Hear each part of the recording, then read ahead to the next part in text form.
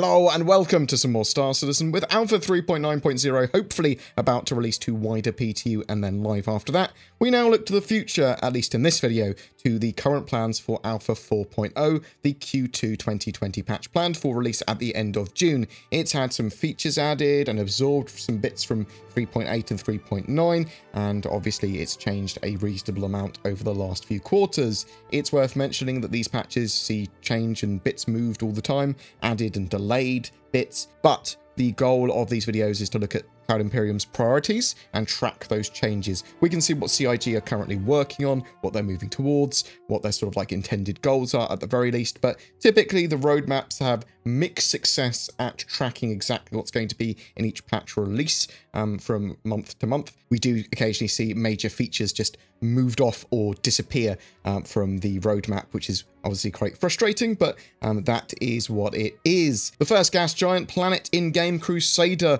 will now be physicalized and visible rather than just a placeholder, and it's going to have its major landing zone there as well, Horizon. This is a floating city in high atmosphere on Crusader where the air is breathable. It's going to be a beautiful scenic place with lots of commerce areas and large-scale shipyards, lots of greenery, very, very clean looking. It's going to be a great place to potentially buy or rent larger ships because it's got that big shipyard there. There's going to be new shops, new items, new food, new clothing, a hab area. It's your typical landing zone in forms of functionality at the very least, but it looks absolutely amazing. It's floating and it's on a gas giant. So the gas giant itself is planned to have points of interest and missions around it. I'm expecting combat missions, recovery of black boxes, wrecks and that sort of stuff literally around Crusader itself and that sort of thing in the short term. Later on we might have like gas harvesting and that sort of jazz. I'm expecting new space stations and the like around Crusader as well. That area of space is largely fleshed out already, but they will sort of be adding little bits and pieces with 4.0, I would expect. They are updating and finalizing the Grimhex location as well, making it complete as a landing zone. The main changes will include proper utilitarian hangars accessible by the main hub, a scramble race feature, which will be basically a weapons-free ship destruction derby around the asteroid field there, and lots of other additional content as well. So Grimhex is obviously a very important location in the Stanton system because it is pretty much lawless. It is where you will see outlaws and pirates sort of like hide before they try and eventually, when we have the pyro system, get back to the pyro system, potentially, or pyro. The restricted area rework was recently pushed to 4.0 from 3.9 as well. This should see a vast improvement to the behavior of restricted areas with more natural, less obtrusive systems. This will include landing splines, allowing the air traffic control centers to open up paths for players to then enter a restricted area and then fly to a landing pad with guidance. So this will help avoid people being able to pad ram or go into flight lanes that they shouldn't be allowed to go into, and these areas will also become more natural. You won't have like the big giant orange or green walls or shields breaking your immersion. There's also an expectation that some areas you're going to have to get very, very close to the cities and landing zones, fly very close to them now. So I'm very much looking forward to that. The mission givers Lisa Gibbs and Devin Batista will be at Horizon as well in the Crusader security office there. The missions they are going to be giving you are targeted for lawful players that want to help with security and combat type stuff, as far as I'm aware. Also, mission giver Eddie Parr is set to be added to New Babbage on Microtech. We don't know too much about him as a mission giver yet, though. You're going to see other new missions with these mission givers, and the new gameplay area will also be hooked up with new missions too. At least that's the plan. Cloud Imperium have been working towards multi-part missions as well. Expect to see mission chains, some missions with like various sub-objectives that you can do, like we saw in the 2019 CitizenCon demo. The Arlington Gang Idris mission was delayed from 3.9 as well and pushed into 4.0. The delay may have the mission in a bit more of a polished state, but the idea here is to have a large group of players take on an attack. And Idris, it's not going to be easy. It's an NPC Idris, obviously, but it's just going to be the externals of the Idris and sort of like AI-controlled turrets on it and it flying around. You're not going to be able to board it and capture it at this stage. Expect to see some other interesting new missions with this patch too, and expansions to the current mission sets. A big part of the more interesting missions and sort of like challenging gameplay is the NPC and AI updates that they've been sort of like starting to put in with 3.9, 4.0 and onwards. The NPC scheduler is meant to add and remove NPCs from the game, dynamically spawning them into and out of based on NPC archetype, determining the maximum of NPCs in a given area based on a ratio of players in an area and server performance, and then the probabilities of those NPC archetypes. It is a big step towards getting the quanta that Tony Zorovic wanted into the game and having physicalized NPCs for those quanta. NPCs will spawn in a spawn locker for every landing zone, spawning in a hidden location that is impassable by a player, such as an invisible barrier or like an air shielded or turn-styled door or something that players can't use. They'll come out of that, and then they can despawn by going out of that way as well. They are also updating FPS combat AI to make them act more realistically and tactical, adding new behaviors that will allow AI to utilize a wider range of weaponry, as well as expanding tactics to analyze the environment and detect different usable bits of cover. This will include objects like small crates, but could also be a collection of other small items that, you know, like a big rubble pile or something. Anything that's an appropriate size that could be used as cover can be used as cover in the future is the idea. There are lots of planned ship combat improvements as well here with, well, let's start with the ship's HUDs. So the new building block system is going to sort of like catapult ship's HUDs for the player experience into the more sort of like complete experience that they've wanted for a while. Targeting updates with fundamental changes to how targets are tracked on and off the screen, with UI updates to that as well to improve the visibility of locked and tracked targets and the return of pinned targets. This actually should be a big step towards a lot of features like subsystem targeting, scanning updates, generally better interaction with your ship. UI has actually been quite a big bottleneck for a lot of features in game that they've now started to solve. They also have high-speed combat tweaks here, so ship systems will suffer sort of from traveling at high speeds, so maximum velocity going above SCM or whatever. That's going to give you some restrictions in your cockpit options and what you can do with your ships, creating vulnerabilities in certain things. So you might not be able to fire missiles or go into quantum or that sort of thing. And we don't know exactly what they've got planned for that yet, but the idea is that they want to have less jousting. They want to have ships sort of like engaging at reasonable speeds. I'm also hoping that this will sort of like prevent players from constantly evading. There needs to be a good balance. So you need to be able to engage people and fight them without them just constantly running away and just go, well, I can just keep on going into quantum. There needs to be an interesting balance there. I know we're going to have ships to prevent people going into quantum with quantum enforcement, but there's lots of other stuff that you'd want for having proper piracy in game that would require the like disabling of ships or engaging of ships in a way that they just can't go, well, I see ships, see you later, every time. But again, you don't want to constantly just be pursued and never be able to get away from anyone ever. And there needs to, as I said, be a balance there. We're getting the new assigned distance field, the SDF shields. This will have shields form-fitting your ship, even if it's sort of like been damaged or whatever. You'll have a shield bubble around your ship, much more contoured, much more close to the actual hull. And this should eliminate weak spots in shields and shield holes, and extends for other things that use shields as well. And you should see the end of those shield hole problems that we've been having in game.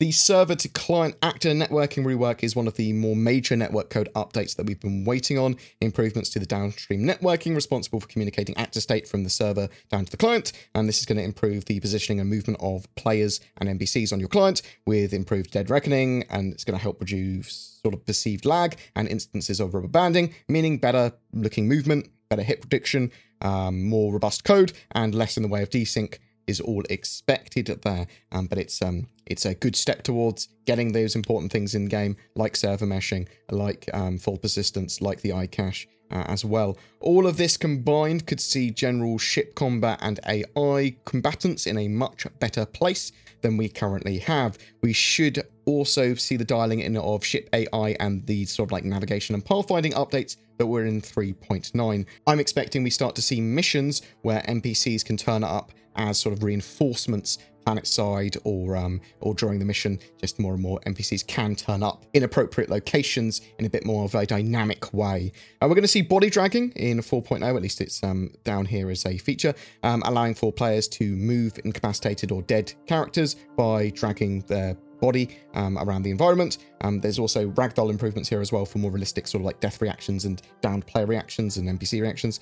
We know that Cloud Imperium want to have knockdowns and stuns and medical gameplay at some point, and Body dragging is obviously quite important for that, because when someone's getting knocked down in combat, you want to drag your teammate away. But it could also be used for missions. It could be used for like save an NPC or recover someone. It can be used for bounty hunting and lots more. The surrender ability is also here, allowing for players to be arrested without losing their lives. So if security goes halt when you're flying around in your ship and you turn off your engine, and you slow down, rather than being lethaled by them, they will sort of go, right, cool, and sort of despawn you and put you in prison or whatever. They'll arrest you effectively, and if the ship that they were on is owned by the criminal or a criminal, then they will impound that ship as well. Interesting to see how that reacts to other crew on board. We'll have to wait and see. There are a trio of new FPS weapons available to purchase and use here as well. The Lightning Bolt Co. Pistol and Snipper Rifle. They're really cool looking. I'm really looking forward to that manufacturer. Like the lightning beam weapons. Well, not beam weapons, I suppose, but, you know, blasty electric weapons are pretty cool. There's also a Gemini C-54 SMG here. For ships, the Sledge Mass Driver is getting a revision. I'm hoping that mass drivers are not mega overpowered for PvP in 4.0 onwards. I'd like to see a bit more of a weapon balance. We're always going to have a meta of these weapons are better for this sort of gameplay, at least in the short to medium term, but I would hope to see a general weapon and meta rebalance for 4.0 as well. The M50 is getting updated, that little tiny racing ship from Origin. It's going to be brought in line with the rest of the Origin ships. I think it might actually be getting a little more in-depth sort of rework than I was expecting, because it got pushed back from 3.9 to 4.0. There are possibly some other ships that might be in this patch as well. There's no confirmations, but it's possible we'll see a straight to flyable ship or vehicle, something entirely new. We do know that CIG have been working on a mining vehicle, a Tavaran fighter, a Xi'an cargo ship, the mobile refinery. We also know there's things like the Redeemer and that sort of stuff. There was a teaser of a new Origin ship. There's things like the Lynx rover and even an Origin rover, things like that could be possibly dropped into the game. They go, it's ready. So that'd be cool, whatever we get. The Cutlass Blue is obviously looking very near completion as well. The Constellation Taurus is a long-awaited ship that could potentially be added to a patch like 4.0. It depends if they got time to finish it. Maybe they are doing a little bit of a rework to the Constellations. We're not too sure. There are some technologies as well that CIG have been working towards that are not on the roadmap, which may well make it into 4.0. The iCache, or item cache, full persistence, and the start of Vulkan integration. The iCache will have a more efficient database for all items and entities in game that can then sort of like have those items moved or interacted with. It gives a good list of what should exist in each individual object container, and what sort of like the individual players have for inventory, but it also stores their locational data, and this allows for full persistence and having ships, items, and eventually homesteads or player hubs persist properly. I believe it's also important for navigation and sharing locational data potentially as well, but the idea is that you could take an item, put it on a desert planet, and it stays there, and someone else can come and find it. Vulkan integration has been worked on for a while as part of the Gen 12 renderer, and Cloud Imperium is planning to, in the short term, have both Vulkan and DirectX support before moving entirely over to Vulkan. It's very possible we could see the start of that Vulkan support in 4.0, as we only have DirectX 11 support at the moment. This would see a much more efficient, better looking and scalable renderer, which is hardware neutral, and CIG can sort of like just focus on that. And that should make for a much better looking game and future-proof a lot of stuff as well. But more frames, more good, more stuff happening on screen at once, and that's the sort of like stuff they want for Star Citizen. They want it to look as good as possible, but have a lot of ability to do lots of crazy stuff without having to make concessions. That's kind of one of Cloud Imperium Games' mantras. So we've got Theatres of War as well. That's a new gameplay mode, which is kind of associated with Star Marine and I suppose Arena Commander.